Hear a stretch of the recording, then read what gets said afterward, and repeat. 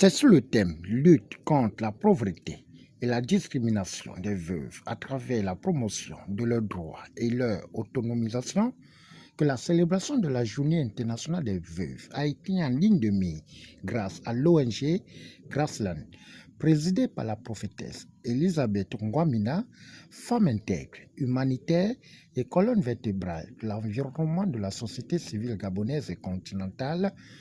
Ce mardi 23 juin 2026 à l'immeuble ABC Mall, situé au Charbonnage, premier arrondissement de la commune de Libreville, qui a réuni représentants des institutions, ministère des Affaires sociales, juristes, psychologues, leaders religieux, acteurs de la société civile en présence des veuves et veufs venus du Grand Libreville. Nous nous réunissons aujourd'hui à l'occasion de la Journée internationale des veuves, chaque 23 juin, conformément à la résolution de l'Assemblée générale des Nations unies. Cette journée nous rappelle que derrière chaque veuve se cache une histoire, se cache une vie, se cache un parcours, souvent marqué par des douleurs, de la perte, mais aussi par de nombreux défis sociaux, économiques et juridiques.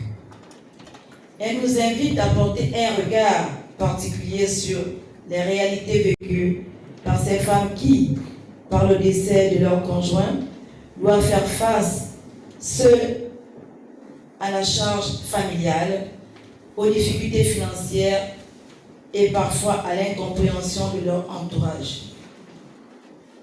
Au Gabon, malgré l'existence d'un cadre juridique destiné à protéger les droits des veuves, les droits des femmes, de nombreuses veuves continuent à subir des situations de vulnérabilité, de maltraitance et autres.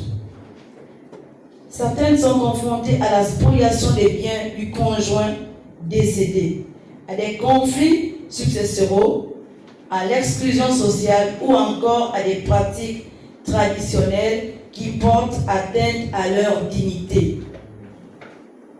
Mesdames et messieurs, la situation est encore plus préoccupante pour les femmes vivant dans le cadre d'un mariage coutumier non régularisé ou en union libre. Au décès du conjoint, elles se retrouvent souvent sans protection juridique suffisante, avec des difficultés à faire reconnaître leurs droits et ceux de leurs enfants. Nous voulons faire entendre la voix des veuves, mettre en lumière leurs difficultés quotidiennes et encourager les autorités publiques, les organisations de la société civile ainsi que les partenaires au développement à agir davantage.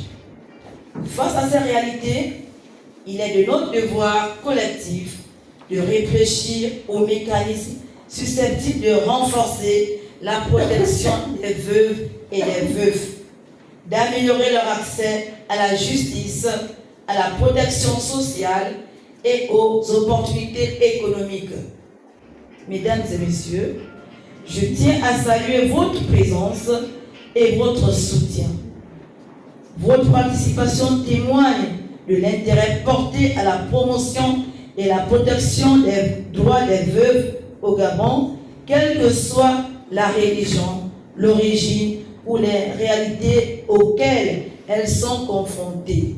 Chaque 23 juin, cette date, le gouvernement gabonais, par l'entremise du ministère des Affaires sociales, chargé de la protection de l'enfance et de la femme, s'est engagé à toujours lutter contre le phénomène de spoliation. Ainsi, nous remarquons que notre pays a subi de plein fouet ce phénomène qui grandit de jour en jour. Comme l'a dit tout à l'heure la présidente de Grassland, nous avons certains phénomènes qui sont dus par les faits sociaux. Ça s'explique parce que nos coutumes nous amènent à certaines unions libres ou certaines unions qui sont des, comment on appelle, le mariage traditionnel. Le mariage traditionnel est très embêtant au point de vue successoral, parce que la loi ne reconnaît que le mariage civil. Après le propos introductif de la présidente Elisabeth Ngwambina devant la presse, suivi du représentant du ministère des Affaires sociales, le tour est revenu à Maître Yui Nkuna Virginie Françoise, la psychologue Eya Ngwa Ludwine, épouse Edo Ngele, de mettre en lumière les réalités et difficultés que rencontrent certaines victimes. Lorsque quelqu'un décédait, de son vivant, il a des enfants, il a la femme. Lorsqu'il décède, c'est toute la communauté qui était là autour de la veuve et des enfants pour que ces derniers ne ressentent pas le vide. Et ils étaient encadrés. S'il faut envoyer à l'école, s'il faut pourvoir à leurs besoins, si quelqu'un est malade. Mais le constat a été fait par le législateur, ce n'est plus le cas aujourd'hui. Lorsque quelqu'un décède, la première des choses que la communauté, la famille faisait, c'était de spolier, en mettant de côté la veuve et les orphelins. Ils étaient abandonnés à eux-mêmes et ils étaient spoliés. Et c'est pour remédier à ça, à ce phénomène, à ce fléau grave que le législateur, à partir de 2010, a fait des réformes et a eu beaucoup d'avancées. Et vous verrez qu'avant, dans le Code civil, nous prenons l'article 647, avant, quand on classait les héritiers légaux, c'est-à-dire ceux qui doivent bénéficier des biens laissés par le défunt, on avait les descendants, qui sont les enfants, on avait le père et la mère. Et la veuve ne venait qu'en troisième position.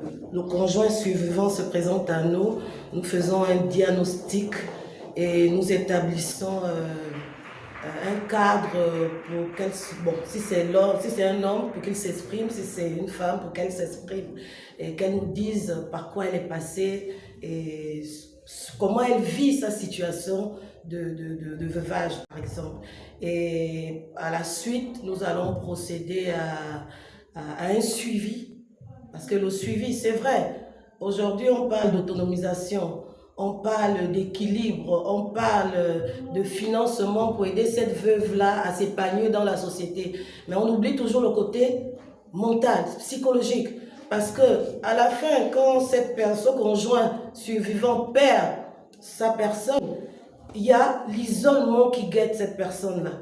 Devant des échanges interactifs, lors des explications des panélistes, Madame Mbika Mbongila Clémence, victime de la spoliation, n'a pas hésité à faire son témoignage. Il faut reconnaître que je n'ai pas été spoliée par ma belle famille, contrairement à ce qui se passe d'habitude, mais j'ai été spoliée par sa maîtresse, une expatriée. Cette dame, je peux le dire, a acheté tout le monde au tribunal parce que j'ai initié une procédure au tribunal pour récupérer ce qui me revient de droit. Mais malheureusement, cette femme a eu plus de relations que moi au tribunal, si bien que mon dossier a été rejeté sans suite. Il n'y a pas eu de confrontation, le dossier a été simplement classé sans suite. Donc, au jour d'aujourd'hui, je n'ai aucun document des biens que j'ai bâtis avec mon époux parce que tout était entre les mains de cette dame expatriée.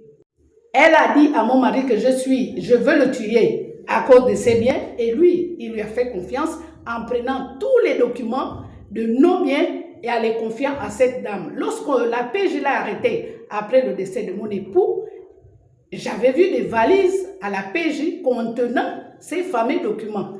Mais contre toute attente, quand on nous a envoyés